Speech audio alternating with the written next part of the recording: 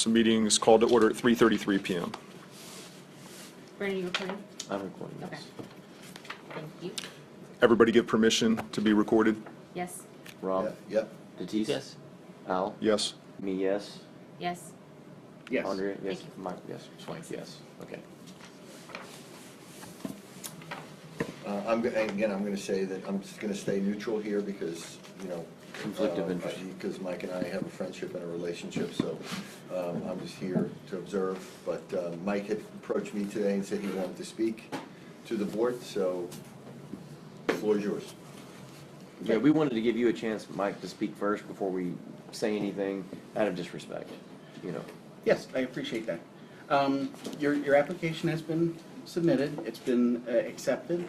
We're in the process of going through the full approval process. You've now reached your 300 hours, you're over that in your teaching with the combination of what Rob taught and what you guys have taught. There were some questions that had come up to the board, and I had contacted both Ms. Groschel and National College about those questions. So I figured, well, I'm going to wait to get those so I can meet with the board while I'm here, because I was coming here, and to get those answers figured out for my board. I feel that this process is going to come to an end very quickly. You guys are going to have your approval, and things will be moving along for that approval process, so that all of your CAE credits that you guys are teaching will be utilized for both diplomates as well as sitting for the board exams. The questions that we had was to make sure the financial stability of IAFNR, and some of that you guys have already gone through. So with the meeting today you're talking about. well, the discussion you had both Friday and today. Because when you talk about going from 200 members up to 1,000, that shows stability, that shows that you guys have got a good income coming in every year to be able to be stable.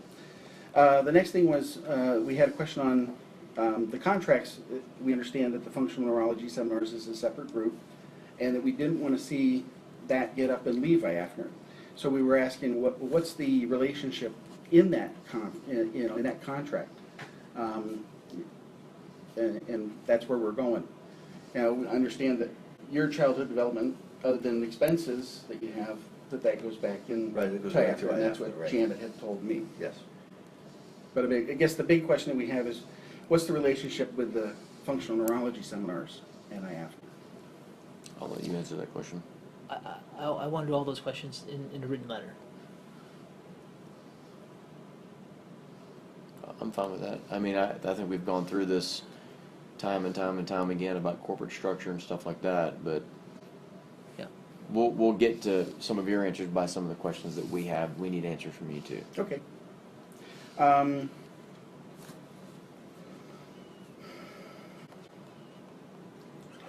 That's pretty much all I had. Everything else was answered.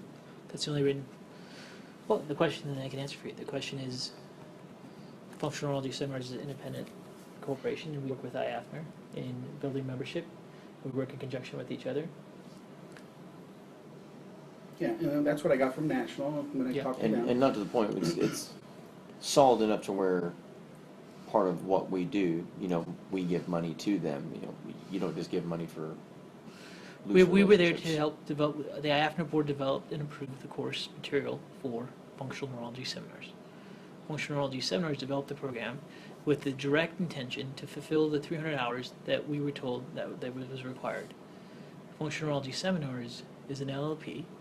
It collects its own money, and that's the relationship.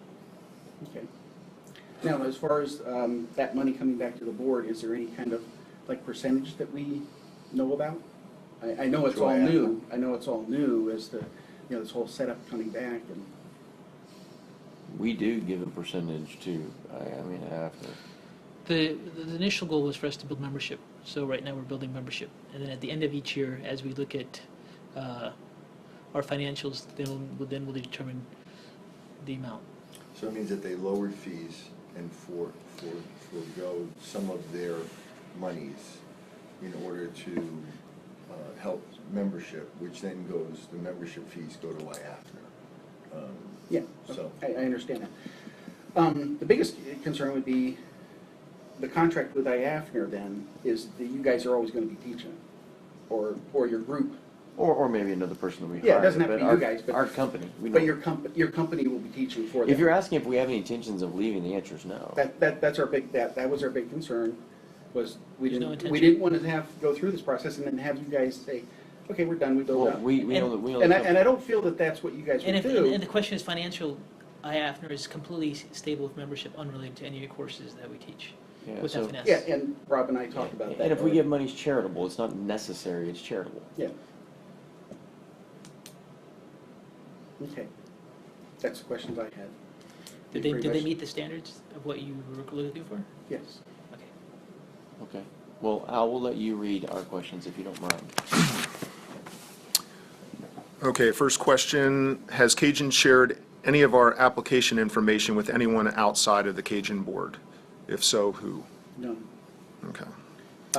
The only people that I've talked to has been Janet Groschel, our board members, and National College, because you have that relationship with them. Okay. And those are the only ones. Can you be that- specific with the board members? What, and just to clarify, that includes nobody on the ACMB and nobody at any other institutes. Oh, the only, the only correspondence we've had with ACNB has been written, which they had told me was gonna be, which would be with Gail Henry, which was how your hours were coming along.